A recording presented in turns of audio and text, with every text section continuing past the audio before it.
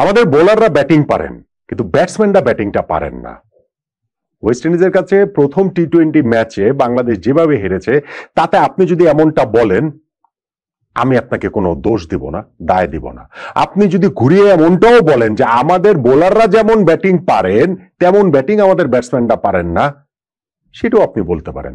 আপনি আরেকটু ঘুরিয়ে এইভাবেও বলতে পারেন যে আমাদের ব্যাটসম্যানদের ক্রিকেটীয় স্কিলের অভাবটা প্রচন্ড, আর ক্রিকেটীয় সেন্সের অভাবটা প্রকাণ্ড।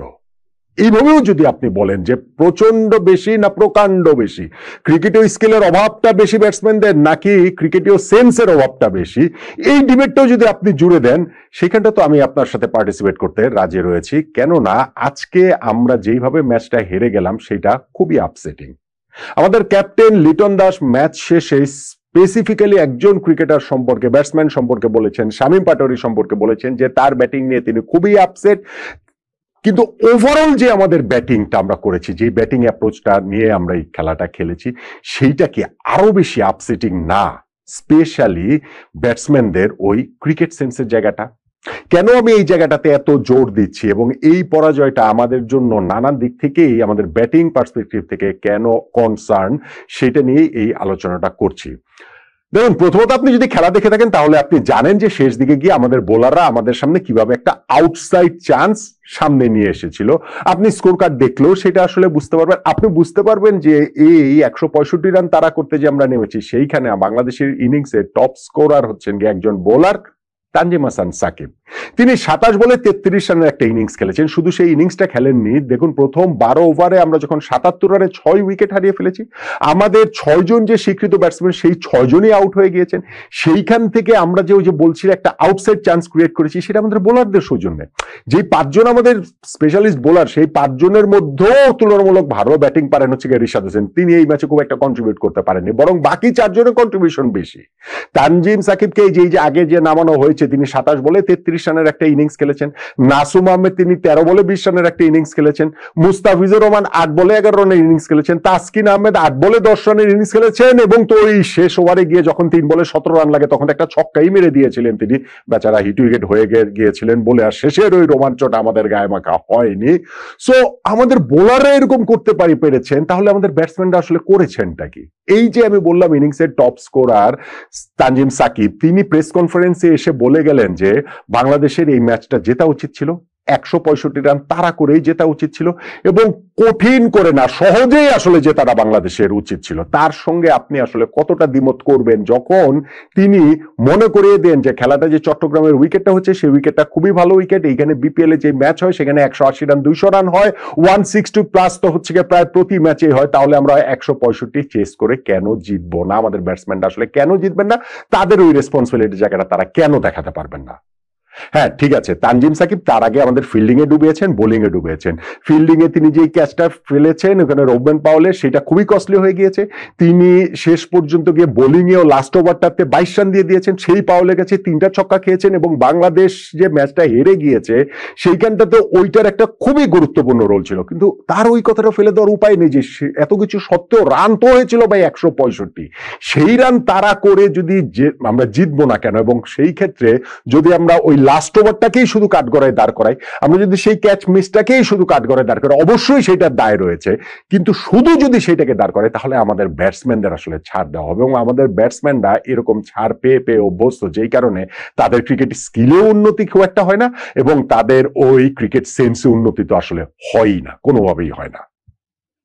আজকে যখন আমরা পাওয়ার প্লের মধ্যে 42 রানে 4 উইকেট হারিয়ে ফেললাম, তখনই ম্যাচ থেকে আমরা অনেকখানি ছিটকে গিয়েছি। এবং তানজিম সাকিব এক্স্যাক্টলি এই কথাটাই বলছিলেন, পাওয়ার প্লেতে আমরা যদি 2টা উইকেটও হারাতাম তাহলে এই ম্যাচটা আমাদের সহজেই জেতার কথা ছিল। কেন পাওয়ার প্লের পরে কি আমরা উইকেট হারাতে পারতাম না, বা পরবর্তী সময় হারাতে পারতাম না? অবশ্যই হারাতে পারতাম। কিন্তু তিনি এটা বলছেন কোন কনফিডেন্স থেকে? এই কনফিডেন্স থেকে বলছেন যে 77 রানে 6 উইকেট পড়ে যাওয়ার পর আমাদের বাকি বাকি যে 5 জন বোলার রয়েছেন তারা যে ব্যাটিংটা করেছেন সেই বাস্তবতা প্রেক্ষিতে তিনি ওই কথাটা বলেছেন। তিনি বলছেন বলছেন যে শেষ 2 ওভারে 30 রান প্রয়োজন ছিল এবং সেইটা এখনকার এই টি-20 ক্রিকেটে অহরহ চেস ডাউন করা সম্ভব যদি ওইখানটাতে ব্যাটসম্যান থাকে, যদি একজন সেট ব্যাটসম্যান আমাদের ইনিংসটা হচ্ছে ডিপ পর্যন্ত নিয়ে যেতে পারতো, ওটা একজন সেট ব্যাটসম্যান শেষে দেখে। তো খুবই সত্যি কথা, খুবই ট্রু কথা। এখন 77 রানে আমাদের 6 উইকেট পড়ে গেলে তাহলে ওইখানটাতে গিয়ে আমাদের শুধু আফসোস আহাও হুর জায়গাটাই থাকবে, ম্যাচ তো আমরা আসলে জিততে পারবো না। প্রপার ব্যাটসম্যান থাকলে যেই যাওয়ার সম্ভাবনাটা আরো অনেক বেশি ছিল। এবং সেই প্রপার ব্যাটসম্যানরা তাদের উইকেটগুলো কিভাবে বিলিয়ে এসেছেন, কিভাবে ছুড়ে এসেছেন একটু খেয়াল করে দেখুন। তানজিদ হাসান তামিম তিনি প্রথম বলটা এত ফাইন কানেক্ট করে ফাইন লেগের উপর দিয়ে তিনি ছক্কা মারলেন, পরের বলটা পুল করে মিড উইকেট দিয়ে 4 মারলেন, তারপরে আরেকটা বলকে তিনি হচ্ছে কাভার দিয়ে 4 মারলেন। সো এইরকম যিনি স্টার্ট পেয়ে গিয়েছেন তিনি কি কারণে, তার প্রতি বলেই 4 মারতে হবে, প্রতি বলেই 6 মারতে হবে। আর বাবার এই টি-20তে প্রতি বলে 4-6 হলে তো রান হতে গিয়ে মানে 300-400 রান করে হতো, বিষয়টা তার সেটা নয়।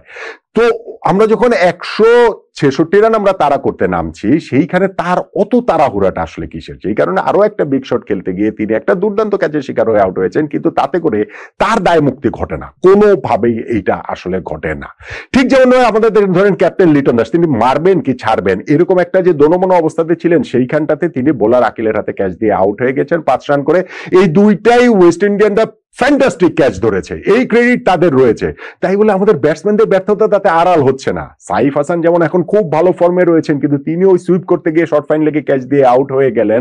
এবং শামীম পাটোয়ারি তিনি কেন জানো কিভাবে মানে একটু ইউটিলিটি ক্রিকেটার, তো একটু ব্যাটিং পারেন, একটু বোলিংও করেন, মাঝে মাঝে দুর্দান্ত ফিল্ডিং করেন, ফলে সবকিছু মিলিয়ে তিনি এই সমালোচনার ফাঁকগুলি কিভাবে যেন তিনি বেরিয়ে চলে যান।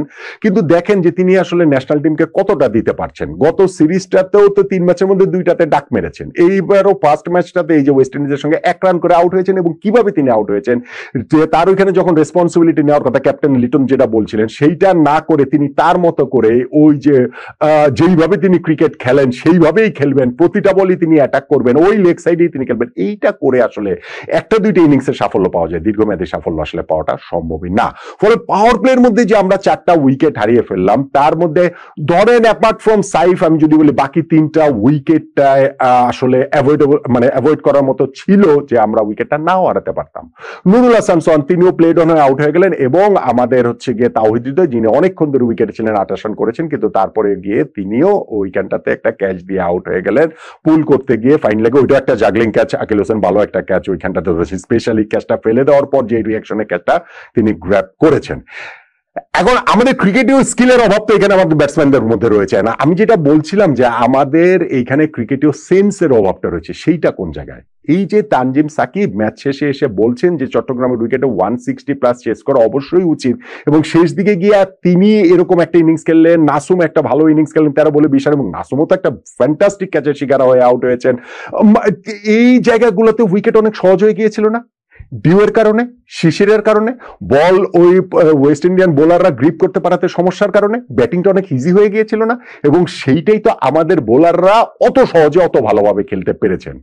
এখন শেষ দিকে গিয়ে যে ডিউ ফ্যাক্টরের কারণে ব্যাটিংটা সহজ হবে, এইটা কি ভাই ক্রিকেটের বিরাট কোনো সায়েন্স? এটা কি আজকে আবিষ্কার হয়েছে? আমাদের ব্যাটসম্যানরা কি এটা জানতেন না?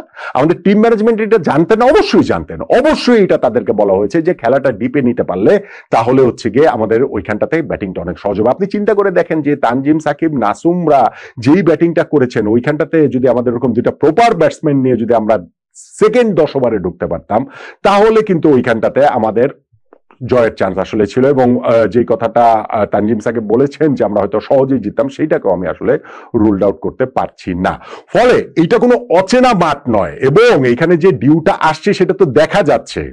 চট্টগ্রামে বাংলাদেশ টিম রয়েছে কয়েকদিন ধরে, কোনো ব্যাটসম্যানের মনে হলো না যে আমি আমার ইনিংসটাকে টেনে পরের দিকে নিয়ে যাই, যেই কারণে তখন ব্যাটিংটা করাটা অনেক সহজ হবে এবং তখন বাংলাদেশের জয়ের সম্ভাবনাটা অনেক বেশি উজ্জ্বল হবে। এটা কেউ ভাবলেন না? ভাবেননি। কেন ভাবেননি?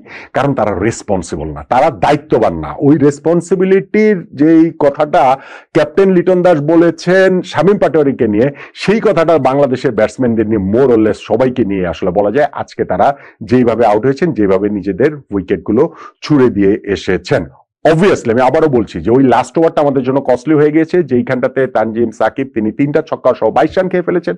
ওই ক্যাচ মিসটা আমাদের জন্য কস্টলি হয়েছে। রোবেন পাওয়েলের ওই সময় 14 বলে 7 রানে ছিলেন, সেইখান থেকে তিনি 28 বলে 44 রানের একটা ইনিংস খেলেছেন। আমাদের জন্য শেষ ওই 3 ওভারে আমরা 51 রান দিয়ে দিয়েছি, কস্টলি হয়ে গিয়েছে। ওই ক্যাচ মিসের পরে 23 বলে 55 রান দিয়েছি, কস্টলি হয়েছে। সবই ঠিক আছে, কিন্তু তারপরেও আমাদের ব্যাটসম্যানদের এই ম্যাচটা 165 চেস করে জেতা উচিত ছিল। ইনফ্যাক্ট ক্রিকেটে ওই স্কিলের ঘাটতিটা পুষিয়ে তারা দিতে পারতেন ক্রিকেটীয় সেন্স দিয়ে, যে আমি যদি ইনিংসটাকে আরেকটু বড় করতে পারি, আমি যদি একটু বেশি সময় থাকতে পারি, শেষ 10 ওভার 5 ওভারের মধ্যে ঢুকতে পারি, ডিউটা তখন এত বেশি পরিমাণে পড়া শুরু করবে যে ব্যাটিংটা অনেক বেশি সহজ হয়ে যাবে। এই ক্রিকেটীয় সেন্সটা পর্যন্ত আমাদের ব্যাটসম্যানরা দেখাতে পারেননি। সেটাই আমার কাছে মনে হয় ওয়েস্ট ইন্ডিজের কাছে এই ম্যাচটা যে আমরা হেরে গিয়েছি সেটার খুবই খুবই খুবই আপসেটিং একটা বিষয়। আমি জানি না পরের 2টা ম্যাচে কি হবে। পরের 2টা ম্যাচে এমন হতে পারে যে ওয়েস্ট ইন্ডিজ যদি তারা পরবর্তীতে ব্যাটিং করে, তাহলে দেখবেন এই ওয়েস্ট ইন্ডিজ, এই ভঙ্গুর ওয়েস্ট ইন্ডিজ, যারা সর্বশেষ 8টা সিরিজের মধ্যে 7টা সিরিজ হেরেছে এবং তার মধ্যে বাংলাদেশের কাছে 3-0 তাদের নিজেদের দেশে হেরেছে, নেপালের কাছে কয়েকদিন আগে সিরিজ হেরেছে, সেই ওয়েস্ট ইন্ডিজ, এবং যেই বাংলাদেশ মনে করেন আমরা সর্বশেষ 4টা টি20 সিরিজ টানা জিতেছি, সেই ওয়েস্ট ইন্ডিজ দেখবেন এই বাংলাদেশের বিপক্ষে পরের 2টা ম্যাচে যদি পরে তারা ব্যাটিং করে, আমার তো ভয় হচ্ছে ওয়েস্ট ইন্ডিজ তখন তাদের অন্তত ক্রিকেটীয় সেন্সটা অ্যাপ্লাই করে তারা ম্যাচগুলো বের করে নেবে। বাংলাদেশের পক্ষে এই সিরিজটা আসলে জেতাটা কঠিন হয়ে যাবে। সেই কারণে পরের 2 ম্যাচে এই ক্রিকেটীয় স্কিল এবং ক্রিকেটীয় সেন্স ছাপিয়ে কে জানে টস জেতাটাই না বাংলাদেশের জন্য এখন সবচেয়ে বড় প্রার্থনার নাম হয়ে যায়।